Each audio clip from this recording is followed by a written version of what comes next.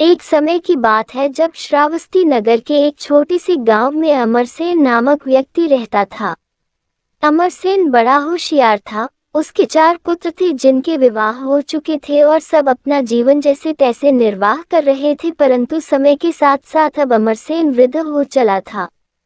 पत्नी के स्वर्गवास के बाद उसने सोचा कि अब तक के संग्रहित धन और बची हुई संपत्ति का उत्तराधिकारी किसे बनाया जाए। ये निर्णय लेने के लिए उसने चारों बेटों को उनकी पत्नियों के साथ बुलाया और एक एक करके गेहूं के 5 दाने दिए और कहा कि मैं तीरथ पर जा रहा हूं और 4 साल बाद लौटूंगा, और जो भी इन दानों की सही हिफाजत करके मुझे लौटाएगा, तिजोरी की चाबियां और मेरी सारी संपत्ति उसे ही मिलेगी। इतना कहकर अमरसेन वहां से चला गया। पहले बहू बेटे ने सोचा, बुढ़ा सठिया गया है, 4 साल तक कौन याद रखता है, हम तो बड़े हैं तो धन पर पहला हक हमारा ही है। ऐसा सोचकर उन्होंने गेहूं के दाने फेंक दिए। दूसरे ने सोचा कि संभालना तो मुश्किल है, यदि हम इन्हें खा लें तो शायद उनको अच्छा लगे और लौटने के बाद हमें आशीर्वाद दे दे और कहे कि तुम्हारा मंगल इसी में छुपा था और सारी संपत्ति हमारी हो जाएगी। यह सोचकर उन्होंने वो 5 दाने खा लिए।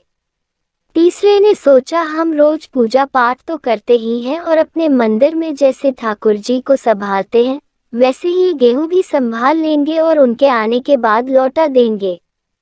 चौथे बहू बेटे ने समझदारी से सोचा और 5 दानों को एक एक कर जमीन में बो दिया और देखते देखते वे पौधे बड़े हो गए और कुछ गेहूं उगाए, फिर उन्होंने उन्हें भी बो दिया। इस तरह हर वर्ष गेहूं की बढ़ोतरी होती गई। 5 दाने 5 बोरी, 25 बोरी और 50 बोरियों में बदल गए।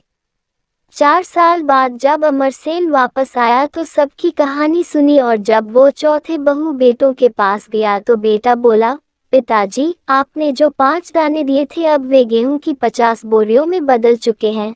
हमने उन्हें संभल कर गोदाम में रख दिया है, उन पर आप ही का हक है। ये देख अमरसेन ने फौरन तिजोरी की चाबियां सबसे छोटे बहू बेटे को सौंप दी और कहा, तुम ही लोग मेरी संपत्ति के असल हकदार हो। इस कहानी से हमें शिक्षा मिलती है कि मिली हुई जिम्मेदारी को अच्छी तरह से निभाना चाहिए और मौजूद संसाधनों, चाहे वो कितने कम ही क्यों ना हो, का सही उपयोग करना चाहिए। गेहूं के 5 दाने एक प्रतीक हैं जो समझाते हैं कि कैसे छोटी से छोटी शुरुआत करके उसे एक बड़ा रूप दिया जा सकता है।